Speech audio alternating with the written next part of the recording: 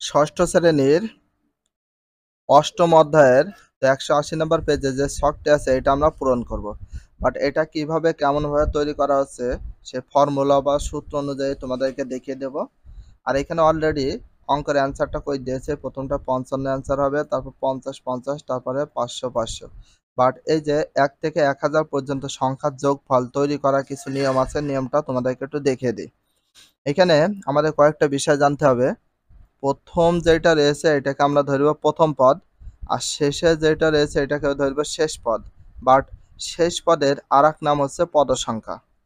শেষ পদে আরেক নাম হচ্ছে পদ সংখ্যা। তো এটা ফর্মুলা হিসাবে লাগবে। তো প্রথমে একটা ফর্মুলা আছে বা সূত্র আছে, সেটা দেখো।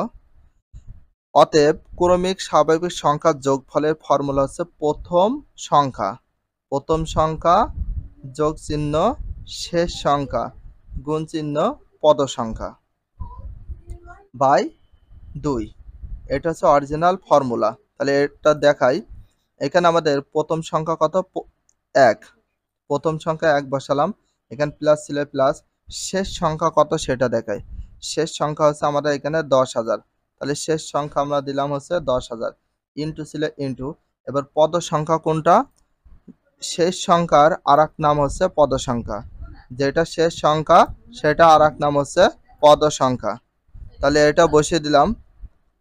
এবার নিচে 2 ছিল 2 বসালাম। এবার 1, এই যে 1 যোগ 1 10,000। তো 1 প্রথমে ফার্স্ট ব্র্যাকেটের কাজটা আগে করতে হয়। 1 যোগ 10,000 যদি যোগ করি তাহলে 10,000 1 হয়। এখানে গুণ ছিল গুণ, আর এখানে 10,000 ছিল 10,000 বসিয়ে দিলাম। নিচে 2 ছিল 2। এবার এখানে কাটাকাটি করে নিতে পারি আমরা। 2 দিয়ে একবারে এটা কাটাকাটি করে নিতে পারি, অথবা একবারে এটা গুণ করে পরে কাটাকাটি করতে পারি। তো এখানে 10,001 আর 10,000 যদি গুণ করি হয়ে যায় হচ্ছে আমাদের এই যে এইটা। এবার এই সংখ্যাটাকে 2 দিয়ে যদি আমরা ভাগ করি কত হয়? উপরের সংখ্যাটা, উপরে যেটা দেখা যাচ্ছে এইটা। তাহলে 5 দিয়ে দেখো এখানে 5,000 5,000। তাহলে এখানে আমাদের হবে তাহলে 5 000 5 000। তাহলে আমাদের হয়ে গেল এইটা। এবার 1 থেকে 1 লক্ষ পর্যন্ত সংখ্যার যোগফল, এটা হচ্ছে 1 লক্ষ। তাহলে 1 থেকে 1 লক্ষ পর্যন্ত সংখ্যার যোগফলটা কেমন করে করতে হবে সেটা তোমাদেরকে দেখিয়ে দিই। প্রথম পদ আমাদের 1 ছিল, 1 বসিয়ে দিলাম। প্লাস চিহ্ন ছিল প্লাস চিহ্ন, ব্র্যাকেট ছিল ব্র্যাকেট। শেষ সংখ্যা কত আমাদের? শেষ সংখ্যা হচ্ছে এই যে এখানে আমাদের এটার ক্ষেত্রে আছে 1 লক্ষ। 1 দিয়ে কয়টা শূন্য? 5টা শূন্য বসাবো। তাহলে 1 দিয়ে 5টা শূন্য, 1 বসালাম।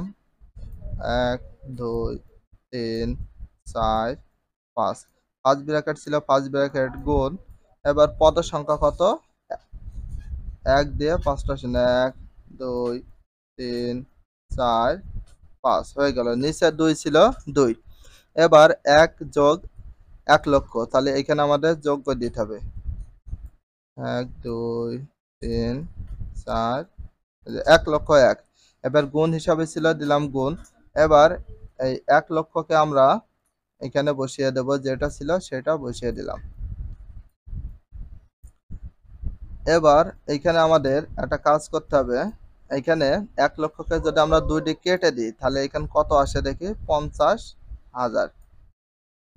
1 2 3 4, তাহলে 50,000 হয়। এবার 50,000 দিয়ে 1 লক্ষ 1 কে গুণ করব। 5 1 2 3 4, 1 2 3 4। তাহলে আমাদের এটা গুণ করে হয়েছে আমাদের এই সংখ্যাটা। তাহলে এই সংখ্যাটা আমরা ছকে পূরণ করে দেব। 1 দিয়ে কয়টা জিরো? 5 দিয়ে 4টা জিরো, আবার 5 দিয়ে 4টা জিরো। এইভাবে আমরা একসঙ্গে লিখবো। তো এখানে ফাঁকা রাখা যাবে না, একসঙ্গে আমরা লিখে দেব। এইটা যেমন হয়েছে এইটাও সেম এই প্রসেসিং এ আমরা করে দেখিয়ে দেব। অ্যান্সারটা আমরা জানি এখানে কত হবে। 5 দিয়ে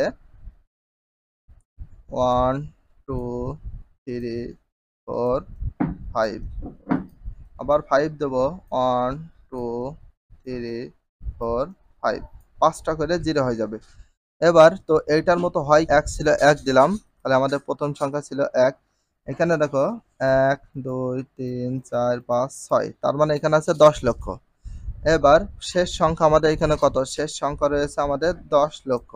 তাহলে 10 লক্ষ বসিয়ে দিই, এখানে আরেকটা শূন্য দিই, 1 2 3 4 5 6। আবার পদ সংখ্যা তাহলে আমাদের এখানে কত দিতে হবে? এটা আবার কি পদ সংখ্যা বা শেষ সংখ্যা। তাহলে এখানে আরেকটা শূন্য। এবার এখানে 10 লক্ষের সাথে যদি আমরা আরেকটা এখানে 10 লক্ষের সাথে 1 যদি যোগ করে দিই, 10 লক্ষ 1 হয়, গুণ ছিল গুণ। এখানে যে 10 লক্ষ ছিল সেটা আমরা তুলে দিলাম। এবার 2 দিয়ে যদি 10 লক্ষকে আমরা ভাগ করি তাহলে কত হয়? আমাদের 5 লক্ষ হয়ে গেল। 1 2 3 4 5, 5 লক্ষ হইল। এবার 5 লক্ষর সাথে এটা যদি আমরা গুণ করি কত আসে? 1 2 3 4 5। আবার 5 1 2 3 4 5। তাহলে টোটাল সংখ্যা চলে আসে আমাদের এইটা। তাহলে ক্রমিক স্বাভাবিক সংখ্যার যোগফল আমরা এখানে বসালাম, এই যে এইটা। এটাই কিন্তু অ্যান্সার। তাহলে 3টা সেম একই প্রসেসিং এ যত অঙ্কই থাক না কেন, সেম এই ফর্মুলা বা সূত্র অনুযায়ী যদি আমরা অঙ্কটা করি তাহলে প্রত্যেকটা ছক যত পর্যন্ত হোক না কেন, হাজার হাজার কোটি কোটি পর্যন্ত সেটা সমাধান করে শেষ করতে পারবো। ক্ষেত্রফল প্লাস আয়তক্ষেত্রফল 2 ইন্টু আয়তক্ষেত্রফল। এবিসিডি বর্গের ক্ষেত্রফল এজিএমই বর্গের ক্ষেত্রফল প্লাস 2 ইন্টু বিএফএমজি আয়তক্ষেত্রফল প্লাস সিএইচএমই বর্গের ক্ষেত্রফল। এটা উপরে যে অঙ্ক ছিল সেটার মতো। কাগজ কেটে যাচাই করো। এখানে কাগজ কেটে তোমাদের যাচাই করে নিতে হবে। তো কিভাবে কাগজ কাটতে হবে সেই বিষয়টা।